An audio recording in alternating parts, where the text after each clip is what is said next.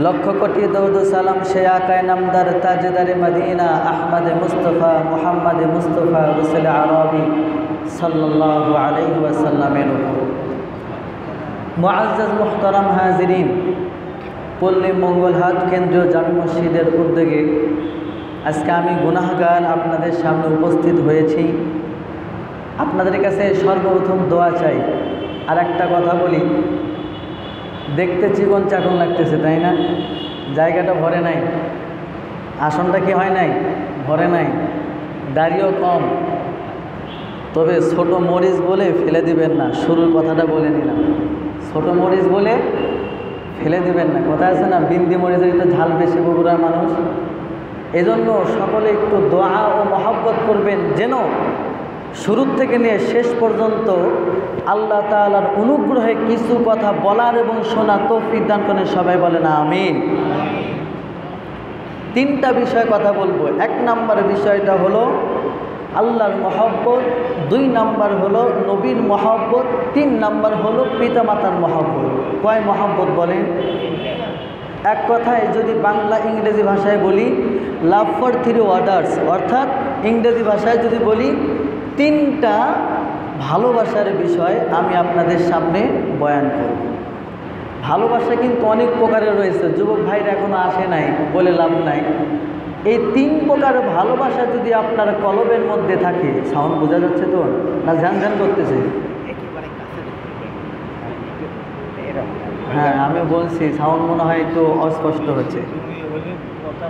কথা বোঝা না গেলে মানুষ বিরক্ত বোধ করবে।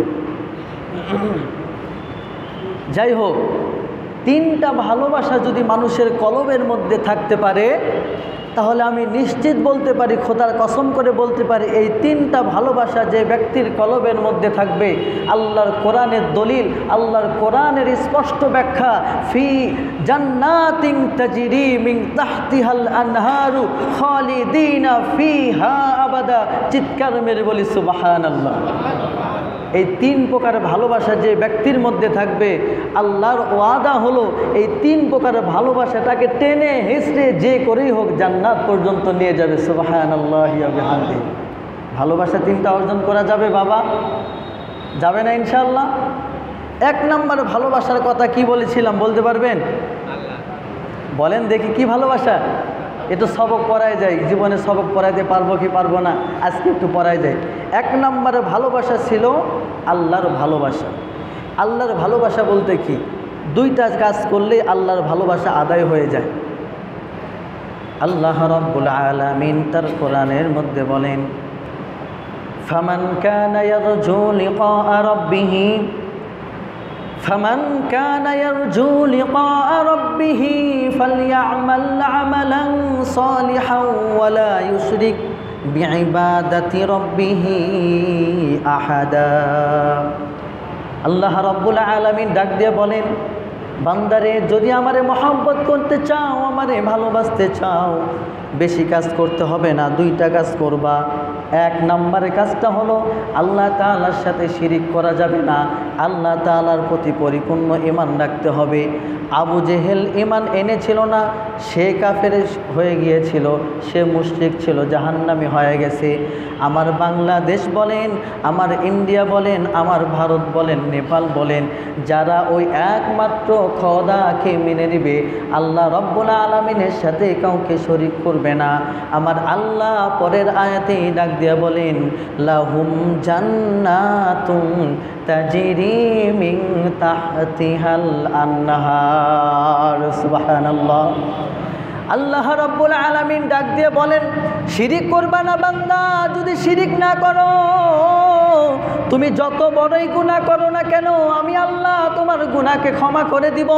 বান্দারে, তুমি যদি শিরিক করো, শিরিক করার অর্থটা হলো আমি আল্লাহ তাআলার সাথে আরেকটা প্রভুকে মেনে নেওয়া। বান্দা, তুই এই কাজটা ছেড়ে দে, আমি আল্লাহ তোর সমস্ত গুনাহ মাফ করে দেব। এই কালামে জিন্দা কোরআনে হাকিম, মতে উলায়াজালাস্তু কদিম জামিউল ইলমি ফিল কুরআনে হাকিম তাকাসারাতান আনহু আফহামুর রিজালি। এক নাম্বার হলো আল্লাহ তাআলার সাথে শিরিক করা যাবে না। দুই নাম্বার কাজটা হলো আল্লাহ তাআলার যেই মাসনুন আমলগুলো আছে সেগুলো করতে হবে। কোথায় পাইলাম সে আমলগুলা? আল্লাহ ডাক দিয়া বলেন ওয়া আকিমুস সালাহ ওয়া আতুজ যাকাত ওয়াল হজ। এই যে কয়েকটা আমল রয়েছে, বান্দা তুমি নামাজ পড়ো, নামাজের কথা আল্লাহ তাআলা রব্বুল আলামিন তিনি বলে দিয়েছেন। হজের কথা আল্লাহ রব্বুল আলামিন কোরআনের মধ্যে বলে দিয়েছেন। জাকাত হয়ে গেছে, জাকাত তোমার জন্য ফরজ হয়ে গেছে, তুমি জাকাতটা আদায় করে দিয়েছো। এইগুলি আমল যখন আপনি পরিপূর্ণ করবেন, আমার আল্লাহর রাসূল ডাক দিয়ে বলে যেই ব্যক্তি এই পাঁচটা বিষয় মেনে নিল, কেননা ইসলামের যে ভিত্তিটা রয়েছে সেই ভিত্তিটা হলো পাঁচটি জিনিসের উপরে। আয় বাবা, এই মসজিদের ছাদটা যে দাঁড়িয়ে আছে তাকায় দেখেন কতগুলো পিলার রয়েছে।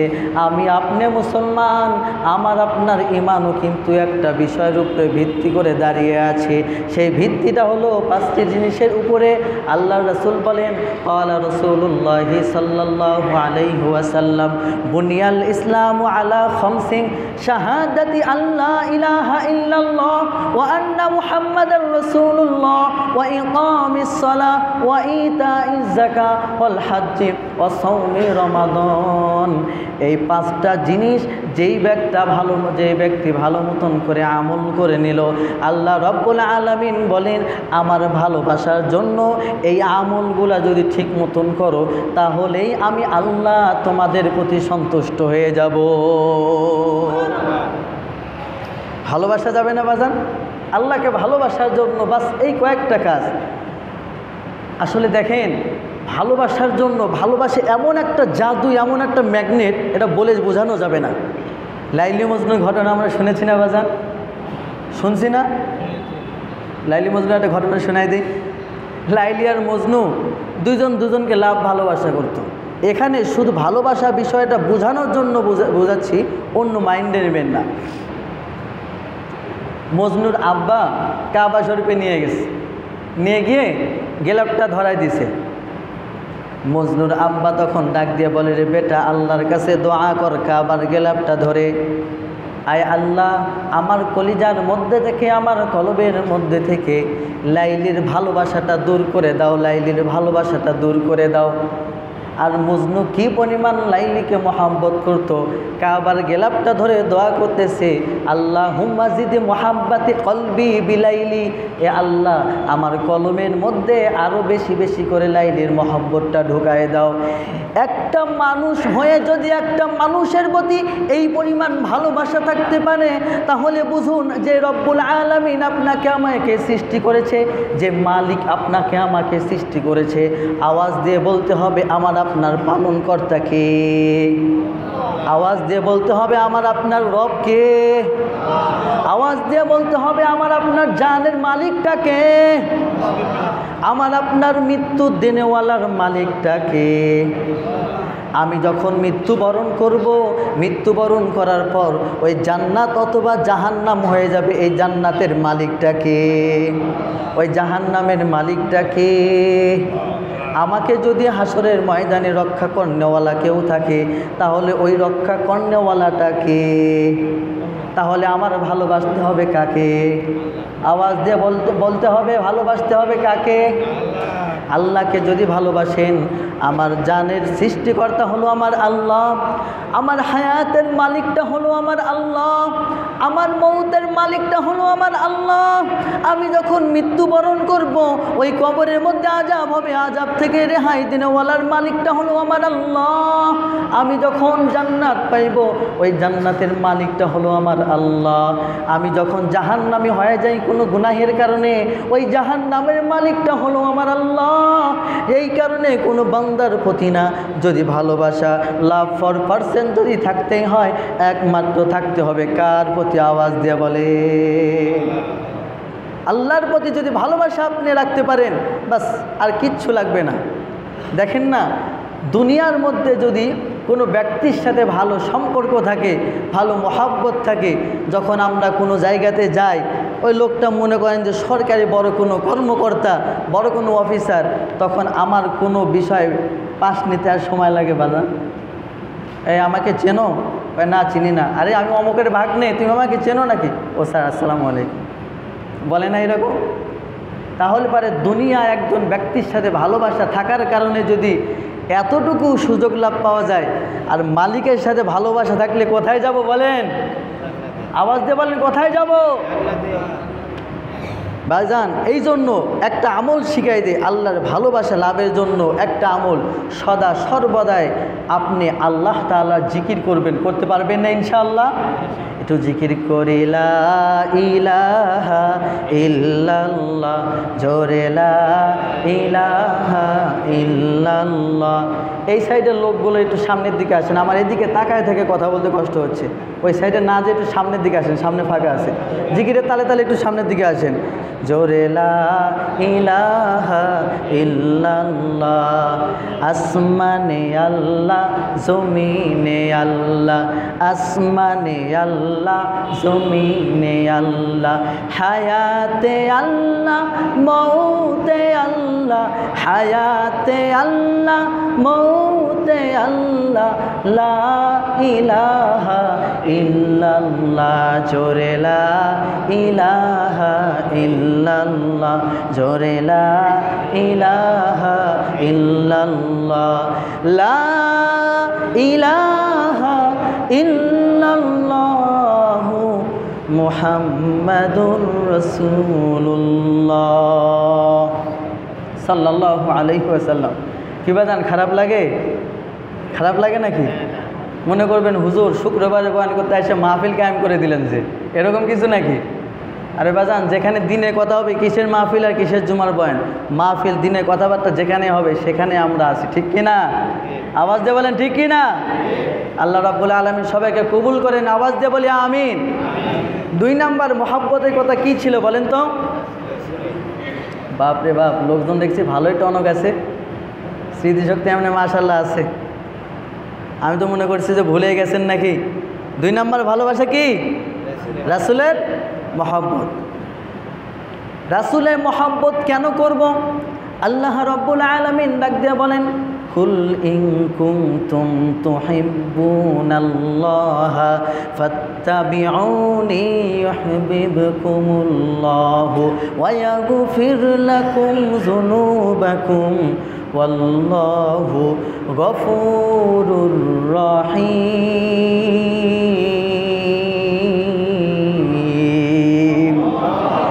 কালামে জিন্দা কুরআনে হাকিম, হিকমতে উলায়া জালাসতু কদিম, জামিউল ইলমি ফিল কুরআনে হাকিম, তাকাসারআতান আনহু আফহামুর রিজালি। আল্লাহ রাব্বুল আলামিন কোরআনের মধ্যে ডাক দিয়ে বলেন, ওগো নবী, আপনি আপনার উম্মতদেরকে বলে দেন, যে ব্যক্তি আমি আল্লাহকে পাইতে চাই, আমি আল্লাহর মহব্বত পাইতে চাই, আমি আল্লাহর গুনাহ মাফ নিতে চাই, আমি আল্লাহর কাছ থেকে যে জান্নাত সংগ্রহ করে নিতে চাই, তার জন্য অন্য কোনো কাজ না, নবী আপনাকে যেন মহব্বত করে। সুবহানাল্লাহ। নবীকে মহব্বত করার কথা নবীও বলে দিয়েছেন হাদিসের মধ্যে, কালা রাসূলুল্লাহ সাল্লাল্লাহু আলাইহি ওয়াসাল্লাম, মান আহাব্বা সুন্নতি ফাকাদ আহাব্বানি ওয়া মান আহাব্বানি কানা মাই ফিল জান্নাহ। আল্লাহর হাবিব ডেকে বলেন, ওগো আমার উম্মত, তোমরা যদি আমাকে ভালোবাসো, আমাকে ভালোবাসতে হলে আমার সুন্নতকে ভালোবাসতে হবে। আমার সুন্নতকে যদি ভালোবাসতে পারো, ওগো আমার আনেওয়ালা উম্মত, তোমরা শুনে রাখো, তোমরা শুনে রাখো, তোমরা শুধুমাত্র জান্নাতে যাইবা না, জান্নাতের মধ্যে আমি রাসূলের সাথে একসাথে বসবাস করবা। আল্লাহ রাসূলের সাথে বসবাস করতে চাই না? চাই তো ইনশাআল্লাহ। আল্লাহর রাসূলকে মহব্বত করতে হবে। আল্লাহর রাসূলকে যদি মহব্বত ঠিক মতন করতে পারেন আর কিছু লাগবে না। আল্লাহর রাসূলকে মহব্বত করতো আবু বকর, আল্লাহর রাসূলকে মহব্বত করতো হযরতে উমর। উমরের কথাটা আসলো যেহেতু উমরের কথা দিয়ে শুরু করি। হযরতে উমর রাদিয়াল্লাহু তাআলা আনহু মুহাম্মাদের গর্দান নেয়ার জন্য দৌড়ায় গেছে। 100টা উট পাবে উমর, এই কারণে মুহাম্মাদের গর্দান নেয়ার জন্য উমর দৌড়ায়। রাস্তার মধ্যে কে যেন ডাক দিয়ে বলে, ওগো উমর কোথায় যাও, কোথায় যাও, কোথায় যাও? উমর ডাক দিয়ে বলে মুহাম্মাদের গর্দান নিতে চাই। তখন বলে মুহাম্মাদের গর্দান নেওয়ার আগে তুমি আগে তোমার বাসভবনে যাও, যায় দেখো তোমার বোন আর ভগ্নিপতি ইসলাম ধর্ম গ্রহণ করেছে। বাড়িতে গিয়ে লম্বা ঘটনা, বোন ভগ্নিপতিকে পিটাইছে। হঠাৎ করিয়া কানের মধ্যে ঢুকে গিয়েছে, তহা মা আনজালনা আলাইকাল কুরআনা লিতাশকা। এই আয়াতের তাফসিরে যখন বলা হয়, আয়াতের যখন এই আওয়াজটা যখন উমরের কানের মধ্যে গিয়েছে, সাথে সাথে উমরের দিলটা পরিবর্তন হয়ে গেছে। উমর বলে, ওগো বোন, ওগো ভগ্নিপতি, আমাকে নিয়ে যাও মুহাম্মাদের কাছে, আমি গিয়ে ঈমান গ্রহণ করব।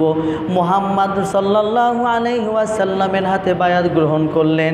রাসূলুল্লাহ সাল্লাল্লাহু আলাইহি ওয়াসাল্লামকে জিজ্ঞাসা করলেন, ইয়া রাসূলুল্লাহি, ইয়া হাবিবাল্লাহি, আপনি যেই দিন ধর্মের কথাটা আপনি আমাকে কবুল করাইলেন, যেই দিন ধর্মের উপরে আমি ইসলাম ধর্ম গ্রহণ করলাম, ইন্নাদ-দীনা ইনদাল্লাহিল ইসলাম, ওগো আল্লাহর হাবিব, আপনি বলেন এই ইসলাম ধর্ম সত্য কি সত্য না? আল্লাহর রাসূল বললেন, হ্যাঁ নাম সাদাকা, হ্যাঁ এটা অবশ্যই সত্য ধর্ম। যখন এই কথাটি বললেন তখন বললেন, আজ থেকে নিয়ে আর ইসলাম ধর্ম কোনো গোপনে প্রচার করা যাবে না, প্রকাশ্যে প্রচার করব। লম্বা একটা মিছিল বের করে নিয়ে কাবা শরীফের চত্বরে গিয়ে একটা ঘেরাও করলেন, লম্বা একটা ভাষণ দিলেন। ভাষণের বাক্যগুলো এই রকম ছিল, যদি কোনো মায়ের সন্তানকে যদি কোনো সন্তান তার মার কোল খালি করতে চায়, সে যেন উমরের সাথে এসে লড়াই করে। যদি কোনো স্বামী তার স্ত্রীকে বিধবা করতে চায়, তাহলে সে লোকটা যেন আমার সাথে এসে আমার তরবারির সাথে যুদ্ধ করে। যদি কোনো পিতা তার সন্তানকে এতিম বানাইতে চায়, উমরের তরবারির সাথে এসে যেন যুদ্ধ করে।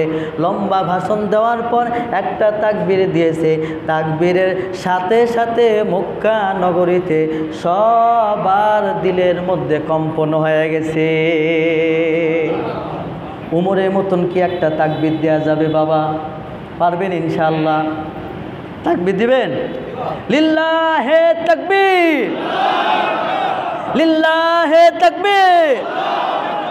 কোরআন হাদিস যেখানে, কোরআন হাদিস যেখানে, কোরআনের শত্রুরা লিল্লাহে তাকবীর। আল্লাহ সবাইকে কবুল করেন, সবাই বলেন আমিন। কেন তাকবীর দেয়ালাম জানেন? শুনবেন? তাকবীরটা দেয়ালাম যদি কারো অন্তরের মধ্যে একটু বাঁকা চাকা থাকে, বুঝেননি, তাকবীরের ধ্বনি লাইগা মনে করেন সব সোজা হয়ে গেছে। বলেন আল্লাহু আকবার। কি ইসলামের জোশ আছে না? পল্লী মঙ্গলহাট মানুষের মোটামুটি সবাই খায় দায় আসছে। অনেক জায়গায় মাহফিল করতে গেলে কথা বের করা যায় না। আর আপনারা মাশাআল্লাহ জোহরের আগে আসছেন, সবাই খেয়ে দিয়ে আসছেন নাকি? খেয়ে দিয়ে আসেন নাই? তাতেই এত ভোল্টেজ। আর খেয়ে দিয়ে আসলে তো মাশাআল্লাহ সার টিকবে তো? হ্যাঁ সার টিকবে। কি যুবকদের বেশি পাওয়ার না বৃদ্ধদের বেশি পাওয়ার? যুবকদের বেশি পাওয়ার। দেখি যুবকটা কারা আছেন দেখি, হাত তুলেন তো দেখি।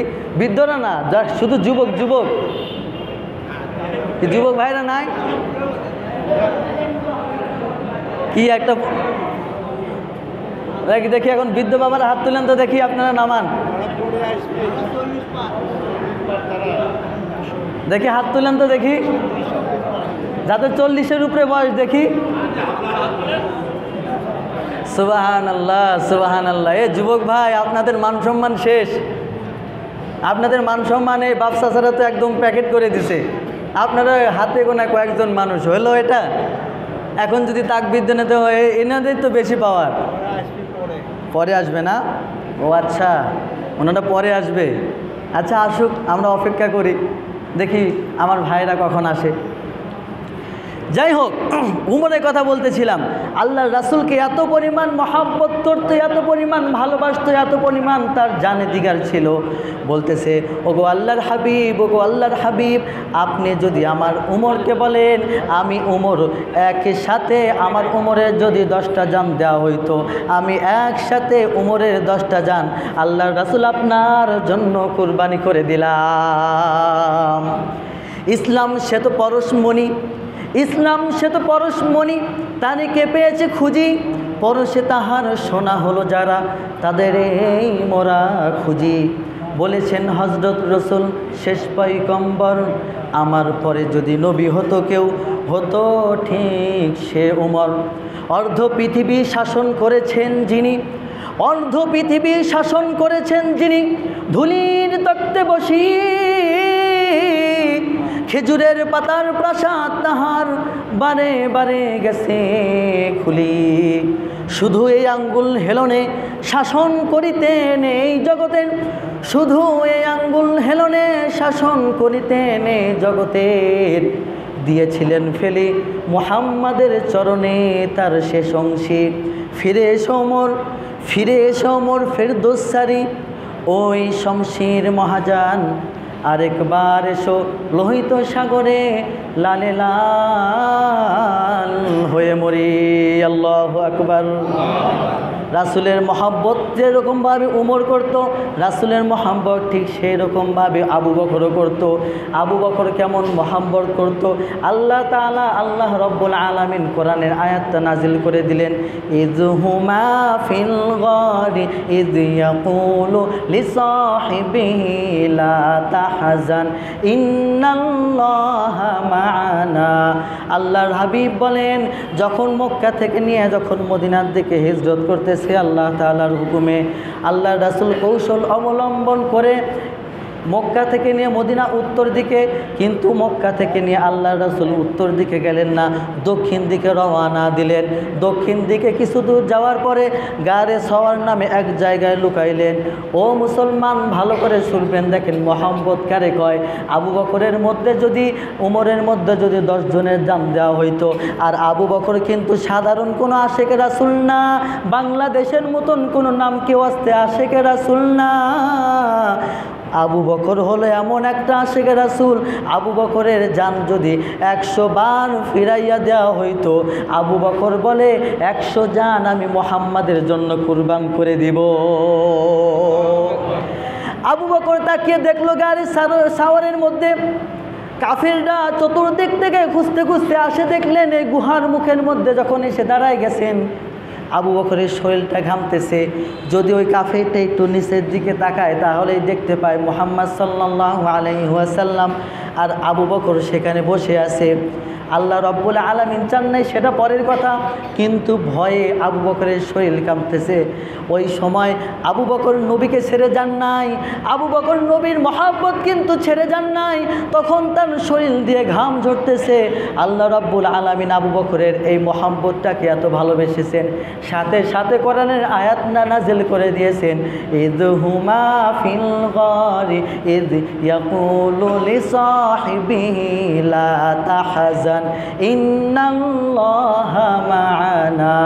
আল্লাহ বলেন যে দেখো তোমাদের কোনো চিন্তা নাই, গারে হেরার মধ্যে শুধুমাত্র তোমরা 2 জন না, তোমরা 2 জন না, তোমরা গারে হেরার মধ্যে আরেকজন রয়েছে। সেই ব্যক্তিটা হলো, সেটা কোনো ব্যক্তি নয়, সেই গারে হেরার মধ্যে যিনি রয়েছেন তিনি হলেন একমাত্র আল্লাহ। এখনও যদি নবীর মহব্বত আপনার কলিজার মধ্যে থাকতে পারে, এখনও যদি নবীর মহব্বত আপনার কলিজার মধ্যে থাকতে পারে, আবু বকর সহ ওই সমস্ত সাহাবীদেরকে যেই রকমভাবে আল্লাহ সাহায্য করেছেন, আপনি উম্মত, আপনার পাওয়ার কম না, আপনার পাওয়ার কম না। আপনার কলবের মধ্যে যদি ওই পরিমাণ মহব্বত থাকে, আল্লাহ রব্বুল আলামিন এখনও আপনাকে সাহায্য করবে। আমি কোরআনের সুর মাঝে শুনেছি যে নাম, আজানের সুর মাঝেও শুনেছিও নাম। আমি কোরআনের সুর মাঝে শুনেছি যে নাম, আজানের সুর মাঝেও শুনেছি ও নাম। ও নামে এত জাদু এত মধুময়, ও নাম নিয়ে ফুল সুরভি ছড়ায়। ও নামের সুর মাঝে আমি চেয়ে তাই, হে রাসূল নবীজি তোমায় আমি। সবাই বলেন, আমি কোরআনের সুর মাঝে শুনেছি যে নাম, আজানের সুর মাঝেও শুনেছি ও নাম। আল্লাহু আকবার। কি বাজান, হুজুরদের কণ্ঠ নাই?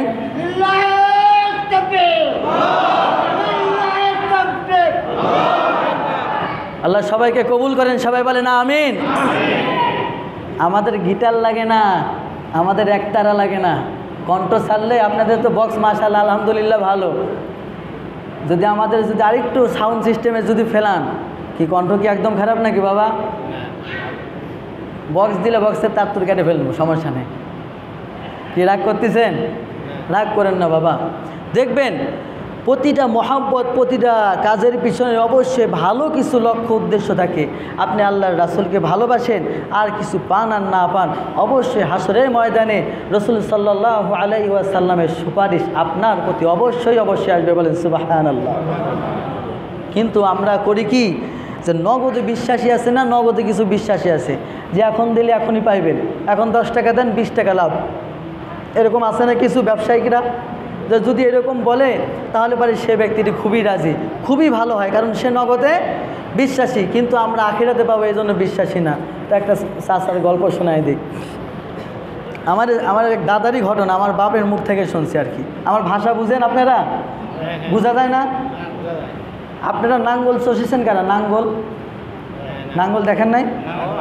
আপনারা নাঙ্গলে হাল বন নাই? আগেকার মানুষ কিন্তু নাঙ্গলে হাল বইত।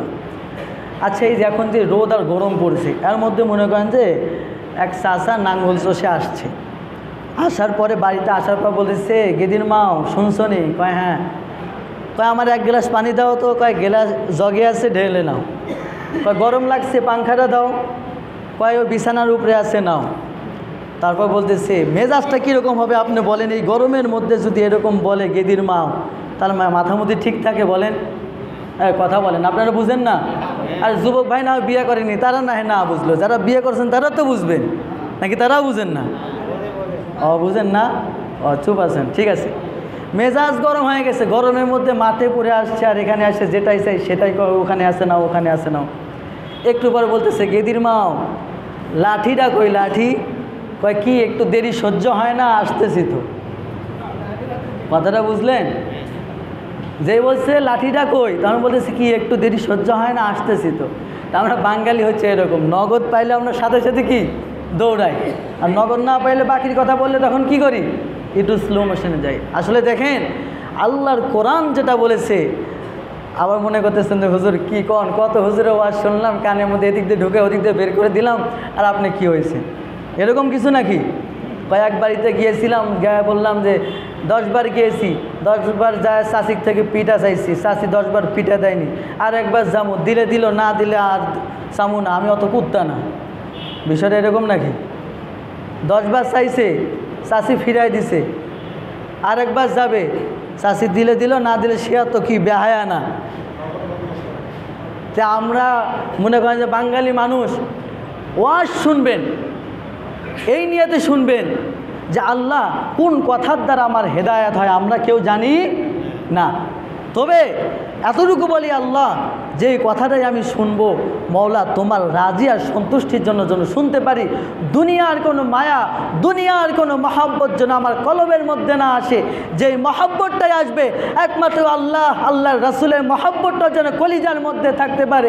এই মহব্বত আর ভালোবাসা নিয়ে যদি আপনি কবরে যেতে পারেন, যখন কবরের মধ্যে যাবেন, যখন কবরের মধ্যে মুনকার নাকির জিজ্ঞাসা করবে মান হাযার রাজুল, এই ব্যক্তিটা কে, এই ব্যক্তিটা কে, আল্লাহ রাসূলের চেহারা মোবারক দেখায় যখন আপনাকে বলবে এই ব্যক্তিটাকে, যখন আপনি আল্লাহর রাসূলকে দিল থেকে মহব্বত করবেন, দিল থেকে ভালোবাসবেন, তখন সাথে সাথে আপনার জবান দিয়ে বের হবে হাযা রাসূলুল্লাহি, হাযা রাসূলুল্লাহি সাল্লাল্লাহু আলাইহি ওয়াসাল্লাম। সাথে সাথে আপনার কবরটা আল্লাহ তাআলা জান্নাতের বাগিচা বানায় দিবে। বলেন সুবহানাল্লাহ। মহব্বত করা যাবে না বাবা? আল্লাহ তাআলা সবাইকে তৌফিক দান করুন। সবাই বলেন আমিন। 3 নাম্বার মহব্বতের কথা কি বলেছিলাম বলেন তো? কার মহব্বত? পিতা মাতার মহব্বত। বাহ, আমি মনে ভুলে যাচ্ছি নাকি? আপনাদের মাশাআল্লাহ ভালোই মনে আছে। পিতা মাতার মহব্বত। আফসোস লাগে এই জায়গায়, বর্তমান সময় ভালোবাসা, বিশেষ করে এই যে যুগ জেনারেশনে যেই ভালোবাসা বা যে লাভ পার্সেন্টটা চলতেছে, এটা এত মর্মান্তিক একটা বিষয়। একটা স্যাম্পল একটা জিনিস বোঝায়। ওই পিতামাতা আপনাকে ছোটোকাল থেকে বড় পর্যন্ত গ্র্যাজুয়েশন পর্যন্ত আপনাকে পাস করাইল। আপনি একটা মেয়েকে ভালোবাসেন, ভালো কথা, আপনার আব্বা সেখানে রাজি না, আপনার মা সেখানে রাজি না। আপনি করলেন কি? পিতামাতার মনে কষ্ট দিয়ে ওই মেয়ের ভালোবাসা নিয়ে বাস আপনি পিতামাতার মনে কষ্ট দিলেন। আপনি বলেন জান্নাত কোথায়? বলেন হুমা জান্নাতুকা ওয়া নারুকা। আল্লাহর রাসূল নিজে বলেন পিতামাতা হলো তোমার জান্নাত এবং পিতামাতাই হলো তোমার জন্য জাহান্নাম। وَقَضَى رَبُّكَ أَلَّا تَعْبُدُوا إِلَّا إِيَّاهُ وَبِالْوَالِدَيْنِ إِحْسَانًا। আল্লাহ রব্বুল আলামিন বলেন আমি আল্লাহর পরে যদি কারো ইবাদত বন্দেগী করার জন্য যদি সুযোগ দিতাম, তাহলে একমাত্র আমি আল্লাহর পরে ইবাদত করার জন্য অনুমতি দিতাম আমি পিতামাতাকে। আল্লাহ ডাক দিয়ে বলেন ইয়া আইয়ুহাল্লাযীনা আমানু তাকুল্লাহা ওয়া কুনু মা'আস সাদিকিন।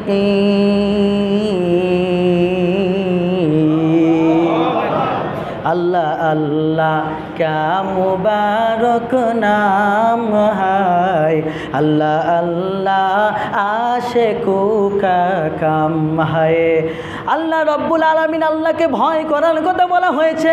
এই ভয়ের মধ্যেও রয়েছে পিতামাতাকে ভয় করা, পিতামাতাকে ভালোবাসা। পিতামাতার ভালোবাসাটা যদি আপনার কলবের মধ্যে না থাকে, ওই হাসরের ময়দানে যাবেন, ওই পিতামাতাকে বলা হবে তুমি কি তোমার সন্তানের প্রতি রাজি কিনা।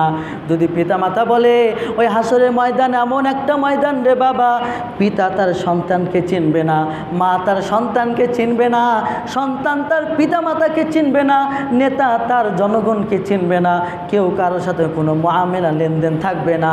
এই রকম মুহূর্তের মধ্যে যদি আপনার পিতামাতা যদি আপনাকে অস্বীকার করে বসে, এই সন্তানটা হলো সেই সন্তান যেই সন্তান দুনিয়ার বুকে আমি আমার পিতামাতাকে কষ্ট দিয়েছে, আমাকে কষ্ট দিয়েছে, তার মাকে কষ্ট দিয়েছে। খোদার কসম করে বলতে পারি রে যুবক ভাই, ওই পিতামাতার একটা কথার কারণে তোমার জন্য জাহান্নাম অবধারিত হয়ে যাবে।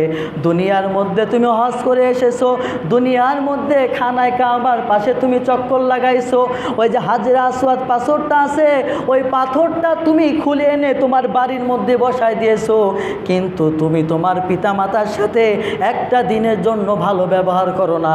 তাহলে মনে রাখবা ওই খানা কাবা যদি তোমার ঘরের মধ্যে হয়, হাজরে আসওয়াদ পাথরকে যদি তুমি দিনে 1000 বার চুমা খাও, তবুও তোমার জন্য জান্নাত হবে না। কথা বলেন ঠিক কি না? এখন বলেন পিতামাতাকে কষ্ট দেওয়া যাবে? আওয়াজ দিয়ে বলতে হবে দেওয়া যাবে কি না? পিছনের থেকে আওয়াজ আসে না, তার মানে ডালমে কুচকালা হয়।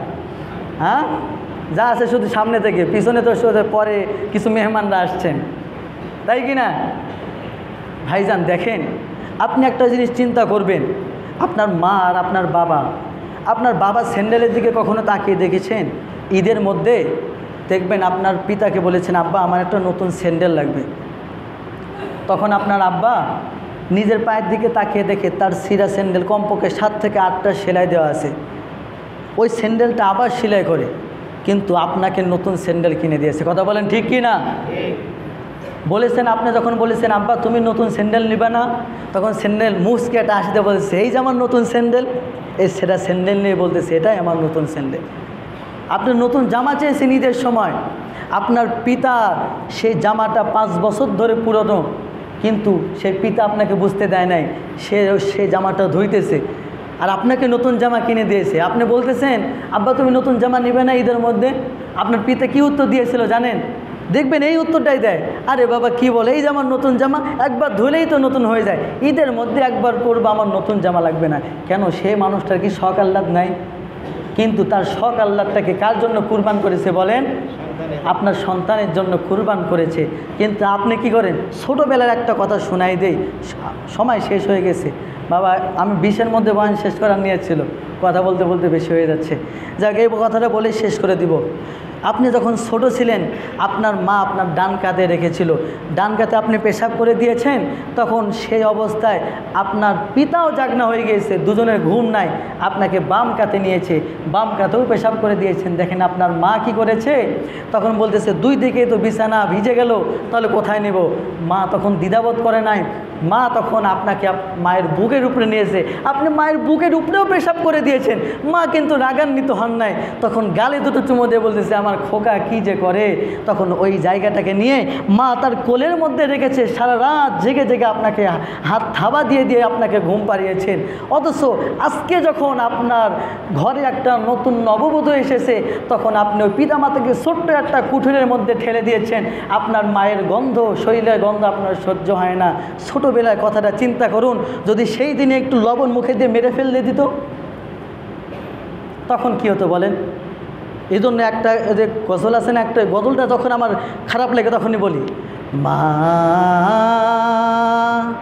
আজ কেন আমায় সোহাগ মাখা ডাক ডাকো না। শুনেন না এই গজলটা? মা আজ কেন আমায় সোহাগ মাখা ডাক ডাকো না। এই গজলটা যারা সময় পাবেন এই গজলটা শুনবেন। মায়ারা চল দিয়ে কেন আমায় তুমি জড়াও না, আজ কেন আমায় সোহাগ মাখা ডাক ডাকো না। যাই হোক, সময় শেষ হয়ে গেছে, তো সময় থাকলে আর একটু বলা যাইতো, আর আমি তো আগে ভাগে উঠতে চাইছিলাম, বলতেছি একটু দেরি করে উঠেন। তো যাই হোক, আপনারা লাস্ট একটা কথা বলবো, আল্লাহর মহব্বত, রাসূলের মহব্বত, পিতামাতার মহব্বত যদি আপনার কলিজার মধ্যে রাখেন, আল্লাহর কসম করে বলতে পারি এই 3 মহব্বত আপনাকে জান্নাতে নিয়ে যাবে। বলেন সুবহানাল্লাহ। আল্লাহ তাআলা আমাদের সবাইকে এই 3 মহব্বত কলিজার মধ্যে ধারণ করার তৌফিক দান করুন। সবাই বলেন আমিন। সংক্ষেপে আমার পরিচয়টা দিই, আমার নাম মোহাম্মদ সোহাইব তামিম আল আইয়ুবী বলে আমাকে ডাকে। আমার পদবিটা হলো আমি হাফেজ মৌলানা এবং আমি মুফতি। 1 বছর শেষ হয়েছে, আমি আরেকটু অধ্যয়নরত আমি অবস্থায় আছি। আমি ইসলামিক মাহফিল করি, বিভিন্ন জায়গাতে আমার যাওয়া হয়, প্রোগ্রাম করা হয়। আর এই দিক থেকে বগুড়া রানীরহাট আছে, শাকপালা পরে ওই জায়গাতে আমি এক মসজিদে সাময়িক এখন আমি দায়িত্বরত আছি। তো কে ফোন দিয়েছিল আমি জানি না, তারপর সেক্রেটারি সাহেবের ফোন নাম্বারটা দিয়েছিল, তারপর থেকে আর কি এখানে যোগাযোগ। তো আসছি, এটা হলো আমার পরিচয়। আপনারা যদি এর থেকে আরও কিছু জানতে চান বা যদি কোনো কিছু আপনাদের জানার থাকে তো ইনশাআল্লাহ আপনারা জানতে পারবেন। আর আমার যদি আরও বয়ান যদি আপনারা দেখতে চান, হয়তো আমার ভিজিটিং কার্ড আছে, যে আমার একটা ছেলে আসছে, ওনার কাছে বললেই দিবেনি, কিংবা আমার নাম লিখে যদি নেটে সার্চ করেন অসংখ্য বয়ান আছে, আপনারা দেখতে পারবেন, সমস্যা নেই। খাস করে দোয়া চাই আমার জন্য, আপনারা সবাই দোয়া করবেন। এই মসজিদে খেদমত হোক আর না হোক, রিজিকের মালিক আল্লাহ। যদি রিজিক লেখা থাকে অবশ্যই কেউ ঠেকাইতে পারবে না, আর যদি রিজিক না লেখা থাকে আমার বাবা এসে এখানে চাকরি দিতে পারবে না। শুধু আপনাদের থেকে দোয়া চাই, খাস করে দোয়া করবেন আল্লাহ যেন আমাকে কবুল করে নেয়। সবাই বলেন আমিন। আমিও আপনাদের জন্য দোয়া করি, আল্লাহ আপনাদের সবাইকে কবুল করে নেন, আমিন। সময় একটু বেশি নিয়েছি, ক্ষমা করে দিন। আসসালামু আলাইকুম ওয়া রাহমাতুল্লাহি ওয়া বারাকাতুহু।